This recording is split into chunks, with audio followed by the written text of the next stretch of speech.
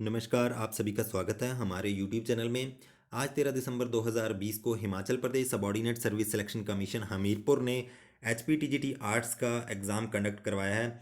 इस एग्ज़ाम में जो ज्योग्राफी के क्वेश्चन पूछे गए हैं वो मैं डिस्कस करूंगा इस वीडियो में आपके साथ। तो फर्स्ट क्वेश्चन देखते हैं। पहला क्वेश्चन है, the crust of earth is composed of. Earth की क्रस्ट किस चीज़ की बनी होती है? तो इसमें राइट ऑप्शन ऑप्शन ए सियाल यानी सिलिका एंड एल्यूमिनियम, सियाल कहा जाता है इसको। ठीक है जी, सिलिका एंड एल्यूमिनियम की बनी होती है अर्थ की क्रस्ट। नेक्स्ट आपका क्वेश्चन है, which of the following forms of igneous rock constitute the greatest body. ठीक है, आइग्नस रॉक जो हैं वो अलग अलग तरह की आइग्नस रॉक्स होती हैं। जब भी वॉल्केनिक एरप्शन होती है तो अर्थ के नीचे जब मैग्मा जम जाता है तो अलग अलग तरह की रॉक्स बनती हैं। डिपेंड करता है किस तरह का स्टेटा है वहाँ पर अर्थ में। तो उन उनको अर्थ उन उन जो रॉक्स को अलग अलग नाम दिया जाता है उनकी शेप के आधार पर। तो यहाँ पर पूछा गया है, अलग अलग ऑप्शन दी गई हैं आपके पास, फैकोलिथ, लेपोलिथ, लेकोलिथ, बैथोलिथ। तो इनमें से सबसे बड़ी जो साइज़ की बॉडी है वो कौन सी है? तो इसमें राइट ऑप्शन है option D, batholith. Next question जो आपका है ये थोड़ा सा आपका डाउटफुल है, इसमें कंफ्यूजिंग है। इसमें क्वेश्चन पूछा गया, the depression formed at the mouth of volcanic went is called. जब भी वॉल्केनो में एक्सप्लोजन होता है तो उसके ऊपर जो है वॉल्केनिक वेंट है वहाँ पर जो है डिप्रेशन बन जाता है इस तरह से, तो उसको क्या कहा जाता है ये पूछा गया है। तो इसमें जो आपका ऑप्शन सी और डी तो बिल्कुल भी नहीं है, ये बिल्कुल भी नहीं हो सकते। तो इसमें राइट ऑप्शन जो हो सकता है वो आपका क्रेटर भी हो सकता है, कैल्डेरा भी हो सकता है। ठीक है जी। अब क्रेटर और कैल्डेरा दोनों ही डिप्रेशन है। डिप्रेशन मतलब कि इस तरह से होल बन जाता है नीचे को, कई बार इनमें पानी भी भर जाता है, क्रेटर लेक्स होती हैं आपकी। ठीक है जी। और ये जो है कैल्डेरा जो है ये भी एक तरह का डिप्रेशन है और ये बनता है जब लावा सूखने लग जाता है। ठीक है, और जो क्रेटर है ये बनता है जबकि एरप्शन होती है। तो लेकिन मुझे यहाँ पर लग रहा है कि क्रेटर होना चाहिए आंसर, लेकिन दोनों में से कुछ भी हो सकता है। अब एग्जामिनर ने किस ढंग से ये पूछा है उस पर डिपेंड करता है। नेक्स्ट क्वेश्चन आपका है, secondary earthquake waves can pass through. अलग अलग तरह की P waves, S wave, primary wave, secondary wave, surface wave अलग अलग तरह की होती हैं। ठीक, तो ये पूछा गया है कि प्राइमरी वेव किस तरह के मटेरियल में से ट्रैवल कर सकती है अर्थक्वेक में। जो अर्थक्वेक की वजह से ये तीन तरह की वेव्स होती हैं उसमें प्राइमरी वेव जो है, इसमें राइट ऑप्शन है वो ऑप्शन ए, सिर्फ सॉलिड मटेरियल में से ही ये गुजर सकती है। इस तरह से अगर अर्थ है तो अर्थ के सेंटर में जो है कोर है, कोर लिक्विड का बना रहता है। इसी वजह से जो है इस तरह से अगर सेकेंडरी वेव आती है तो यहाँ पर ये दूसरी तरफ नहीं निकल पाती, ये यहीं पर जो है ख़त्म हो जाती हैं। और जो बाहर की तरफ से जो एस वेव्स जा रही हैं वो पूरे ट्रैवल करती हैं, दूसरी तरफ मिलती हैं। और लेकिन जो एस प्राइमरी वेव्स होंगी वो लिक्विड में से भी ट्रैवल कर जाएंगी। तो यहाँ पर एस वेव है वो सॉलिड सॉलिड मटेरियल में ही ट्रैवल करेगी। नेक्स्ट क्वेश्चन हम देखते हैं। नेक्स्ट क्वेश्चन आपका है, inversion of temperature is. Temperature की इन्वर्जन क्या चीज़ है? दरअसल ये जो अर्थ है, अर्थ जब गर्म हो जाती है, अर्थ के कांटेक्ट में जितनी भी एयर रहती है वो गर्म होती है और इससे दूर जितनी भी ऊपर की तरफ को एयर होगी वो ठंडी होती जाएगी, जो नॉर्मल जो लैप्स रेट है टेम्परेचर का। ठीक है जी, अर्थ एयर का। लेकिन कभी कभी क्या हो जाता है कि अर्थ के जो नीचे वाला पोर्शन है यहाँ पर जो है वो ठंडी हवा आ जाती है और इसके ऊपर आ जाती है गर्म हवा। जबकि होना चाहिए कि अर्थ के नज़दीक हवा गर्म होनी चाहिए, ऊपर होनी चाहिए ठंडी। तो इसको जब ये उल्टा हो जाता है, यानी अर्थ के नज़दीक ठंडी हवा रहती है और ऊपर उसके ऊपर जो है गर्म हवा की लेयर रहती है, उसको इन्वर्जन ऑफ टेम्परेचर कहा जाता है। ठीक है, तो इसका मतलब हुआ decrease of temperature with elevation. तो इसमें जो बी ऑप्शन है, ठीक है जी, ऊंचाई के साथ तापमान में कमी, बी ऑप्शन इसमें राइट ऑप्शन है, इन्वर्जन कहा जाता है उस चीज़ को। Horse latitude is characterise by, next question है कि हॉर्स लैटिट्यूड में क्या होता है। तो हॉर्स लैटिट्यूड अर्थ की जो भी लैटिट्यूड्स हैं उनको अलग अलग उसमें बांटा गया। 30 डिग्री से दोनों दोनों हेमिस्फीयर में, नॉर्थ और साउथ में 30 डिग्री से 35 डिग्री तक जो है वो आपका हॉर्स लैटिट्यूड ये बेल्ट कहलाती है यहाँ पर। ठीक है जी। यहाँ पर क्या होता है आपको पता होना चाहिए।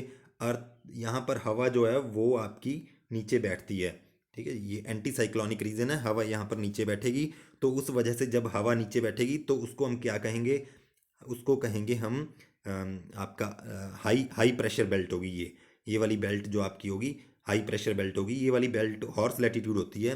तो हॉर्स लैटिट्यूड में क्या होगा, आपका किसी भी तरह का स्ट्रॉन्ग साइक्लोन नहीं आएगा, साइक्लोन आपका आएगा लो प्रेशर में। तो आपको ये पता होना चाहिए कि जो हाई प्रेशर की बेल्ट होती है जहाँ पर भी हवाएं नीचे को बैठती हैं वो क्या होती है, काम कंडीशंस होती हैं। वहाँ पर बहुत शांत शांत कंडीशन होती है, इतनी शांत होती है कि वहाँ पर जरा भी हवा नहीं चलती है। इसी वजह से जो है इस बेल्ट का नाम जो है हॉर्स लैटिट्यूड पड़ा है, क्योंकि पुराने ज़माने में ट्रेडर्स जो है वो जब भी समुद्री जहाज़ से ट्रैवल करते थे तो कई बार यहाँ पर फंस जाते थे इस बेल्ट में, और इतनी शांत हो जाती थी वहाँ पर चीज़ें कि उनकी जो शिप है वो कई दिनों तक वहीं फंसी रहती थी, चल नहीं पाती थी। तो ये लोग घोड़ों को उठाकर जो है समुद्र में फेंक देते थे, इसलिए इस बेल्ट का नाम पड़ा है हॉर्स लैटिट्यूड। तो इसमें राइट जो ऑप्शन है वो है आपका ऑप्शन सी, काम काम condition and high pressure belt. तो हाई प्रेशर बेल्ट में हमेशा ही काम कंडीशंस होंगी, और लो प्रेशर बेल्ट में हमेशा ही बहुत तेज़ चक्रवात चलेंगे, बहुत तेज़ हवाएं चलेंगी। तो इसमें राइट ऑप्शन है सी ऑप्शन है आपका। नेक्स्ट क्वेश्चन है, which of the following clouds make a halo around the sun and moon.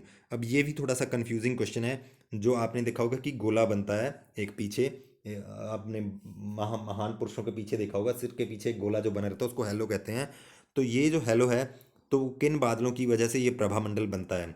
तो इसमें जो है असल में एक क्रिस्टल, जो आइस क्रिस्टल होते हैं उनकी वजह से ये बनता है। तो आइस क्रिस्टल आपके साइरस स्ट्रेटस क्लाउड्स में भी होते हैं और साइरस क्लाउड्स में भी होते हैं। इन दोनों क्लाउड्स में जो है आपके क्रिस्टल्स होते हैं, आइस क्रिस्टल्स। और ये दोनों ही तरह के क्लाउड जो हैं वो हेलो बनाते हैं, प्रभामंडल बनाते हैं सन और मून के इर्द गिर्द। तो ये मुझे कंफ्यूजिंग लग रहा है क्वेश्चन। ठीक है जी, तो साइरस स्ट्रेटस क्लाउड्स भी हो सकता है, साइरस क्लाउड्स भी हो सकता है।